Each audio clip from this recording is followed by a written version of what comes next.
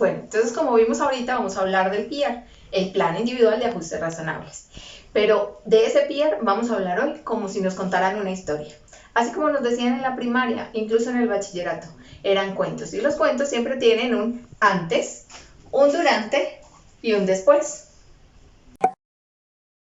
Lo que pasa es que este cuento tiene una condición especial y es que está reglamentado por un decreto, es decir, tiene un marco legal que nos dice qué hacer en esta historia. Y en esta historia, ese marco legal que nos dice qué hacer es el decreto 1421 del 2017. Es muy importante una cosa, pensar que los marcos legales no son camisas de fuerza, para nada, son guías, son orientaciones, nos reglamentan cosas y este decreto nos reglamenta cómo hacer un buen proceso de inclusión de los estudiantes en condición de discapacidad en el colegio, en el aula de clases. Este marco legal no es el centro. Si ese es nuestro centro, lo vamos a sentir como una obligación, ay, como un peso que nos cargamos en los hombros. No, no es necesario cargarlo como un peso. Es considerar que este marco legal nos ayuda a tener cierta claridad sobre nuestra vocación. ¿Nuestra vocación qué es? Educar y formar. Y como estamos educando y formando, debemos dar igualdad de oportunidades, igualdad de privilegios a todos y todas las niñas, niños y adolescentes de nuestra institución.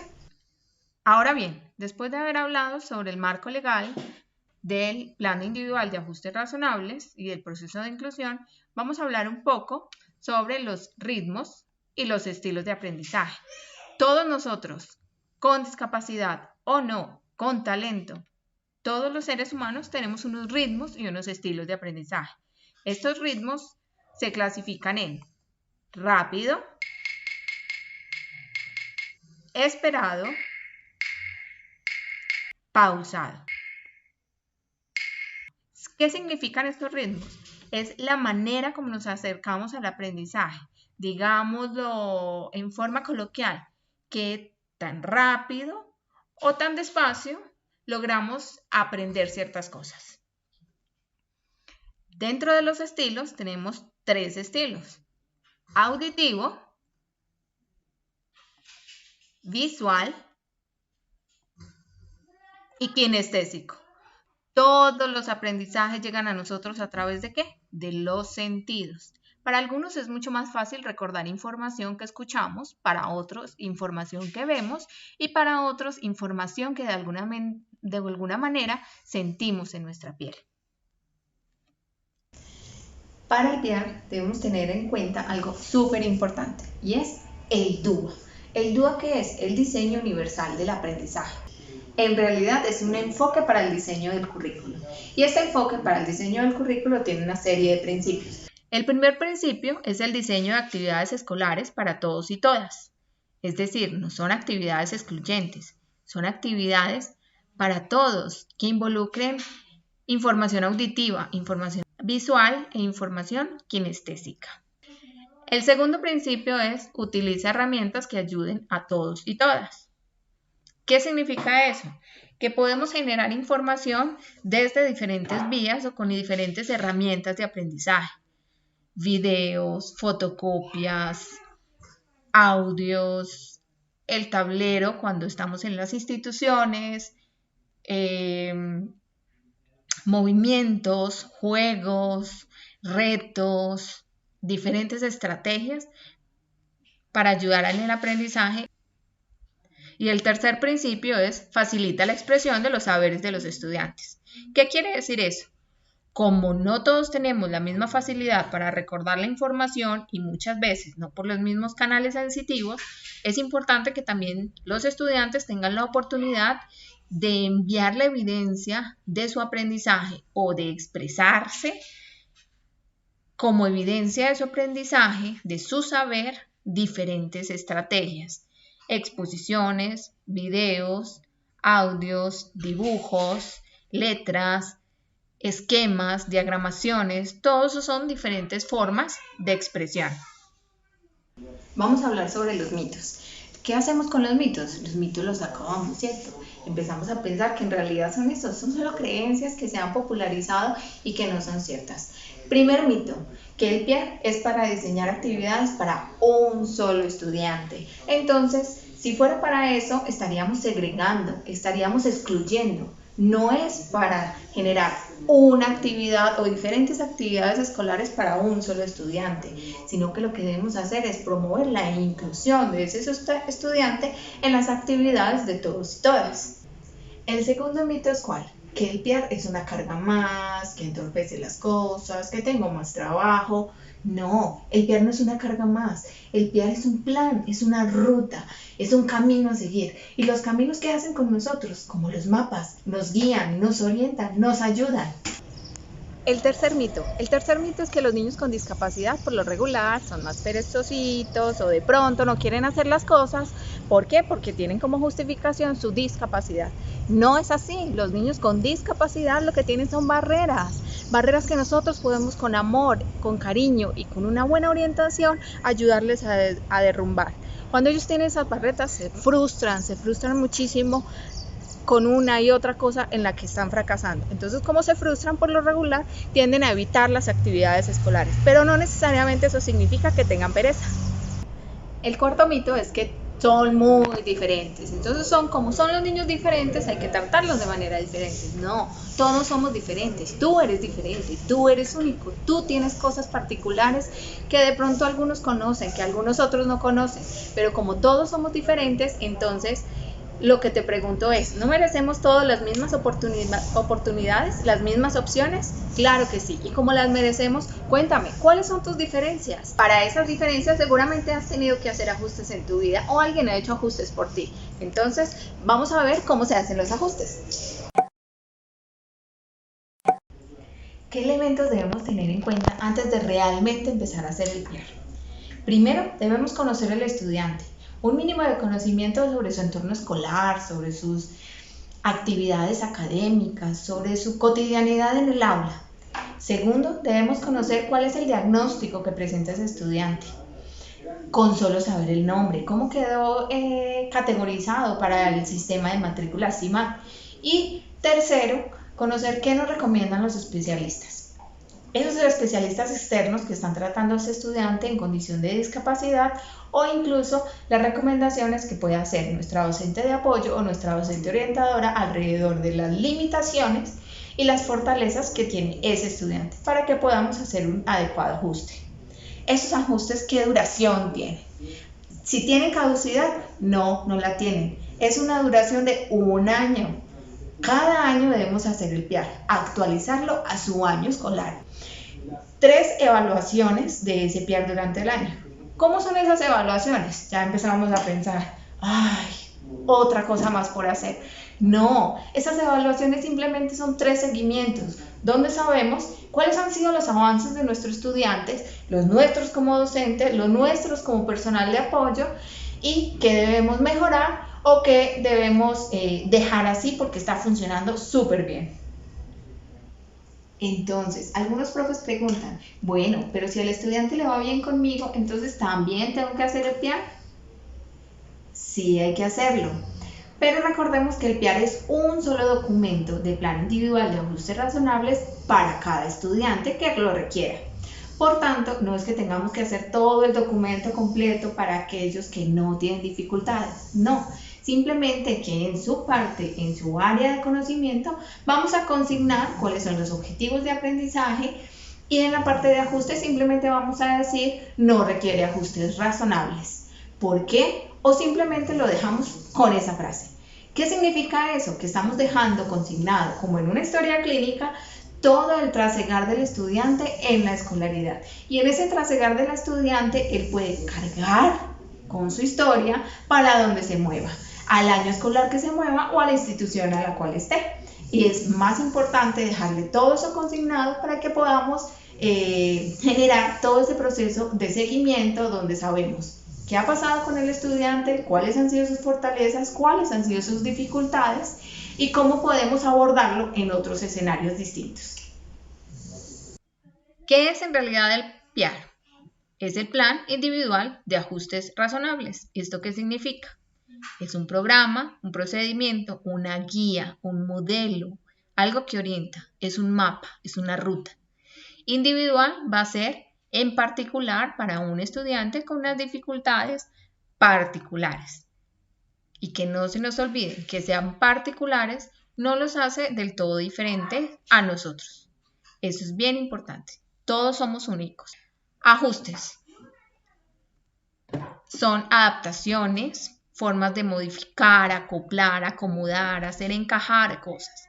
Entonces los ajustes simplemente son adaptaciones, como las adaptaciones biológicas, como el adaptarnos a nuevas circunstancias, a nuevos momentos, a nuevas situaciones, a nuevas formas de vivir.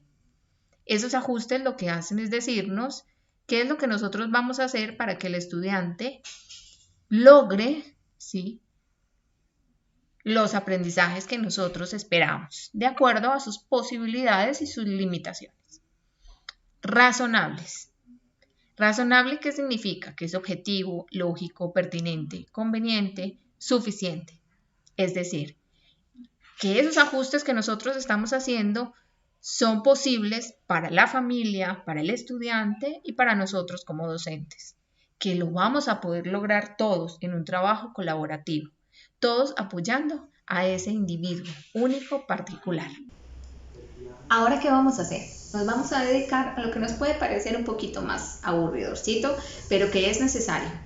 Los docentes usualmente no tenemos por costumbre la sistematización. La sistematización es valiosísima. No solo nos permite organizar nuestro trabajo, sino que nos permite también dar cuenta de lo que hacemos y de los avances que tenemos. Por eso vamos a irnos a trabajar en este momento en los formatos. Anexo 1, Anexo 2 y Anexo 3 del PIAR. En primer lugar, vamos a hablar del Anexo 1. El Anexo 1 es la información general del estudiante. Todo este tipo de datos, ¿dónde los encontramos? ¿Quién nos los brinda? La familia. Sin embargo, esta familia, ¿a quién se la entrega primero? Al personal administrativo de la Secretaría de Educación o de la institución educativa. ¿Qué quiere decir esto? Que en realidad esta información no está en cabeza del docente de diligenciarla, ni del docente de apoyo, ni del docente orientador, sino que esta información se debe solicitar al personal administrativo de la institución, dado que es información general del estudiante como dirección, números de identificación, edad, si pertenece o no pertenece a un grupo étnico, el entorno de salud, su afiliación a salud, y en el entorno hogar con quién vive, quién es su cuidador. Todo este tipo de información es de un poco más de carácter administrativo que se debe tener en la historia escolar del estudiante. Y sobre el entorno educativo, si se encuentra vinculado a alguna institución, cuál fue el último grado cursado. Y para terminar, la información de la institución en la que se matricula. Esto es bien importante porque así podemos tener esa información que identifica al estudiante, que le da un origen, que nos puede dar cuenta un poco como de ese entorno que maneja el estudiante en su hogar. El anexo 2. Aquí tenemos el famoso anexo 2. Este apartado lo direcciona en particular el docente de aula.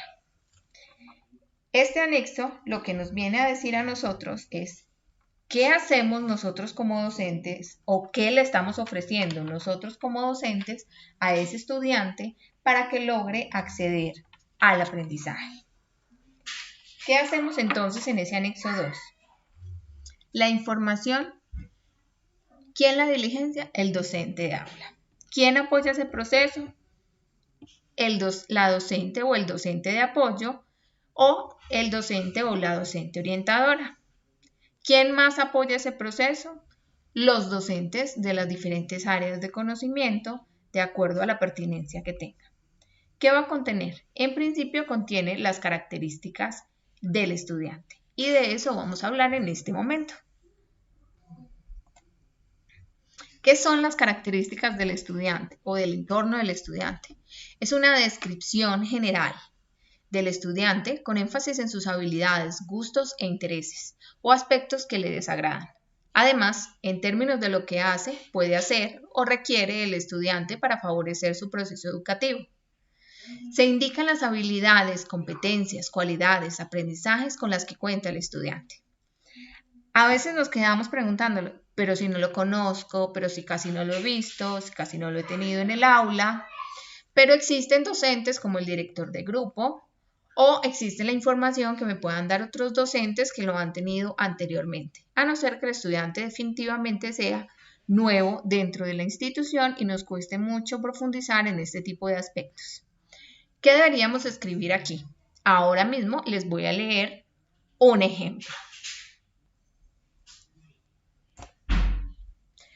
Pepito es un estudiante de 15 años con diagnósticos relacionados con déficit de atención, hiperactividad, trastornos en sus habilidades escolares, retraso en las funciones básicas y superiores, con una valoración de CI limítrofe. Vive con su madre y su hermana. En general, parece existir una adecuada relación familiar, apoyo permanente para sus dificultades y acompañamiento en casa adecuado para sus labores escolares. En general, ha mejorado sus relaciones con sus compañeros y sus docentes. Aún así, le cuesta expresar sus ideas, gustos e intereses. Es colaborador con el proceso escolar. Presenta dificultades generalizadas en el manejo de información verbal y numérica. Ha tenido repitencia de años escolares, sin embargo, se ha evidenciado su esfuerzo por superar sus dificultades. El estudiante presenta interés en particular por el desarrollo de actividades motrices. Y así podríamos continuar. ¿Quiénes van a desarrollar este apartado? Los docentes, y la idea es un consenso entre los docentes que le orientan clase. En el peor de los casos, cada docente puede hacer su descripción de estas características y todas ellas se podrían consignar en el PIAR del estudiante. Pero allí miren que ya hay varias información. ¿Qué nos está diciendo? Nos está diciendo cuáles son las limitaciones que tiene, cuál es el entorno familiar que tiene y por ende los apoyos que puede tener. Pero además nos está diciendo que él se quiere esforzar, que es colaborador y que le interesan las actividades motrices. Es decir, que probablemente su estilo de aprendizaje sea en particular o de predominancia kinestésico. Eso nos puede dar una luz sobre qué tipo de actividades le van a facilitar a él acceder al aprendizaje. Este anexo 2 tiene un cuadro muy particular que nos presenta 4 columnas: objetivos o propósitos, barreras, ajustes razonables y evaluación de ajustes. Los objetivos o propósitos nos dicen básicamente qué debe lograr el estudiante, todo el grupo, no solo él en particular. ¿En qué nos apoyamos para construir ese apartado? En los estándares básicos de competencia y en los DBA, es decir, la generalidad para el grado escolar que cursa el estudiante, independientemente de su condición de discapacidad. Las barreras. Las barreras, ¿qué es lo que nos están diciendo? Nos habla de dificultades particulares o los límites individuales que hemos observado o que sabemos que tiene este estudiante. Los ajustes razonables. Estos son ya encaminados a la situación particular del estudiante. ¿Qué puede lograr? ¿Qué necesita lograr? ¿Qué estrategias de apoyo le puedo facilitar para lograr esto que puede hacerlo o que necesita? Es decir, estos ajustes razonables le van a apuntar siempre a los objetivos o propósitos. Si estos deben modificarse, se modificarán en este apartado. La evaluación y ajustes. Esta evaluación de los ajustes es el seguimiento o el monitoreo que nosotros como docentes y como institución hacemos durante el periodo o mínimo en los 3 cortes en el año para evaluar hasta dónde ha llegado el estudiante, qué más podemos hacer por él, qué cosas debemos modificar o qué se debe mantener así. Vamos a ver un ejemplo sobre el anexo número 2, el cuadro que en particular va a ser responsabilidad del docente de aula, quien es el que conoce el currículo, su plan general y los objetivos o los propósitos de aprendizaje. Entonces, en este cuadro tenemos en primera instancia, en la parte lateral izquierda, las áreas de conocimiento o las asignaturas. Para este ejemplo he tomado lenguaje. Nuestro estudiante Pepito se encuentra en grado octavo. Entonces en grado octavo he tomado el siguiente estándar básico de competencia y el derecho básico de aprendizaje. ¿Qué pasa con estos? Estos van a ser los objetivos o los propósitos de aprendizaje. Son para todo el grado de acuerdo con los estándares y con los derechos de aprendizaje. No son diferenciados en ningún momento. Es qué debe lograr ese estudiante para el grado en el que se encuentra en común con todos sus compañeros. El estándar en este caso es: produzco textos escritos que evidencian el conocimiento que ha alcanzado acerca del funcionamiento de la lengua en situaciones de comunicación y el uso de las estrategias de producción textual.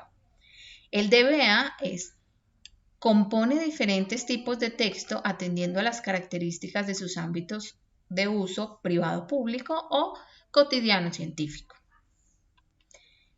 En la columna de barreras debo transmitir cuáles son aquellas dificultades que veo en el estudiante que podrían limitarle el acceso a ese aprendizaje.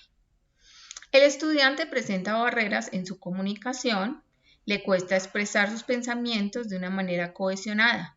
Además, su disminución atencional obstaculiza la organización de sus ideas para lograr la producción de textos.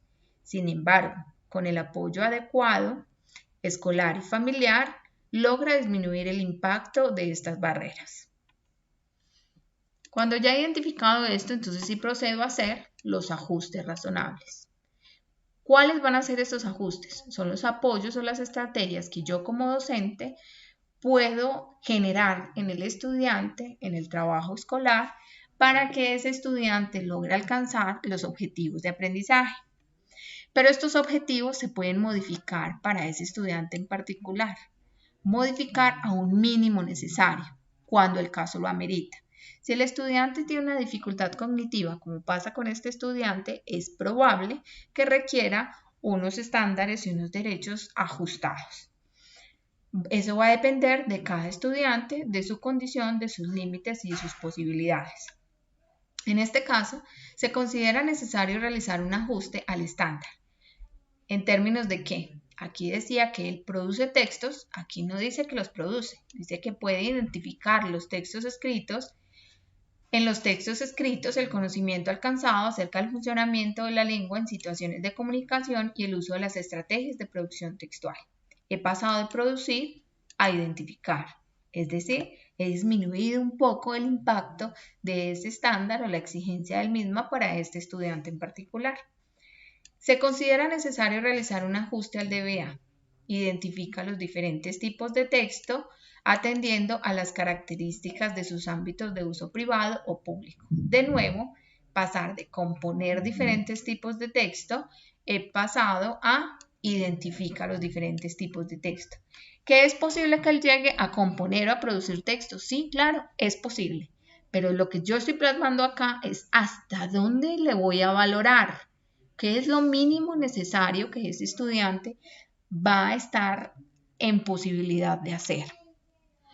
Para realizar estos ajustes, se debe considerar presentar información logrando un equilibrio entre lo visual, lo auditivo y lo kinestésico.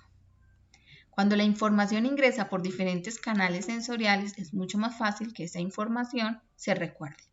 Son necesarios ajustes didácticos con aumento en los tiempos de entrega de las actividades escolares, flexibilización con la valoración de la producción textual, enfocada a textos descriptivos y narrativos de baja o mediana complejidad y facilitar diferentes medios escritos o audiovisuales para que el estudiante pueda expresar sus saberes. ¿Eso qué significa? Que tengo clara cuál es la condición del estudiante como estudiante con condición de discapacidad y en esa condición sé que es posible que él no llegue al nivel de la producción de texto argumentativo para este grado particular, pero que puede realizar textos tipo descriptivo o narrativo cortos con diferentes estrategias donde pueda evidenciarse, por ejemplo, estrategias para la planeación del texto, la organización del texto, la producción del texto o que incluso si le presento diferentes tipos de texto, él puede al leerlos identificar qué tipo de textos son, porque logra identificar en ellos las características que tienen y logra identificar en ellos esa intención del autor al construirlos. Otros elementos que aparecen en este anexo 2 son aspectos relacionados con convivencia, socialización, participación y autonomía. En cuanto a la convivencia, yo ya sé que el estudiante tiene unas relaciones con sus compañeros y con los docentes dentro de lo armónico y adecuado, entonces simplemente no se requieren ajustes razonables ni en convivencia ni en socialización. Sin embargo, hay una anotación que dice que existen dificultades menores de socialización y convivencia por su carácter impulsivo. En este momento no se requieren los ajustes. Es posible que en otro momento sean necesarios ajustes o de pronto en otro tipo de asignaturas donde puede ser que el contacto físico o la participación permanente de los estudiantes pueda generar roces o conflictos en donde sí se requieran los ajustes. En cuanto a participación, facilitar la participación en las clases a través de preguntas o de preparaciones previas de intervención planeadas. ¿Qué significa esto? Yo ya sé que el estudiante tiene dificultades para expresar sus ideas, entonces voy a facilitarle esto. ¿Cómo se lo facilito? Cuando le hago preguntas durante las clases, preguntas con la intención de que él pueda verbalizar lo que ha aprendido o las inquietudes que presenta, o también cuando le puedo decir en la clase, mira, Pepito, necesito que para la próxima clase prepares 1 o 2 minutos de intervención alrededor de este aspecto que venimos trabajando. Entonces él ya tiene claro qué es lo que va a hacer, se puede preparar para ello y lo hará bien en la siguiente clase. En cuanto a la autonomía, como es un estudiante con diferentes dificultades, es posible que haya generado una dependencia alta a sus familiares, a sus compañeros o a docentes. Entonces, cada vez que él dé cuenta de un trabajo autónomo, se le debe incentivar con el reconocimiento público o reconocimiento privado. En este mismo anexo 2 hay unos elementos al final que tienen relación con unos actores participantes de todo este proceso de inclusión, entonces los vamos a revisar a continuación. Este elemento lo pueden diligenciar los docentes o el docente orientador o el docente de apoyo. ¿Qué se debe plasmar allí? Frente a la familia, cuidadores o con quienes él vive, ¿qué acciones puntuales deben tener ellos en consideración para ayudar al estudiante? ¿Qué estrategias se deben implementar? Lo mismo con los docentes, directivos, administrativos o con sus pares. Es posible que consideremos que a nivel de, por ejemplo, de administrativos, ninguno de estos elementos aplique para este estudiante, entonces simplemente señalamos ahí no aplica o no aplica.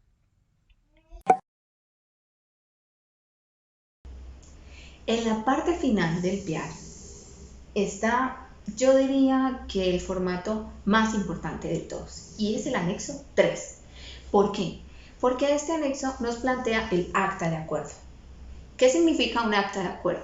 Un documento formal donde simplemente los participantes decimos que estamos de acuerdo con lo que hay allí escrito. Es el momento donde socializamos a las familias qué es lo que vamos a hacer con el estudiante, qué es lo que va a pasar con el estudiante en el ámbito escolar. ¿Eso qué significa? Que lo que vamos a ayudar es a que esa familia haga un adecuado acompañamiento, haga una serie de compromisos en lo que a ella le corresponde y por tanto que eso quede estipulado por escrito y firmado. Muy importante que siempre quede firmado. ¿Quiénes vamos a firmar? Vamos a firmar docentes, docente de apoyo si lo hay, docente orientador si lo hay y el estudiante con la familia. Porque la familia debe generar allí un compromiso, un pacto, es una ayuda.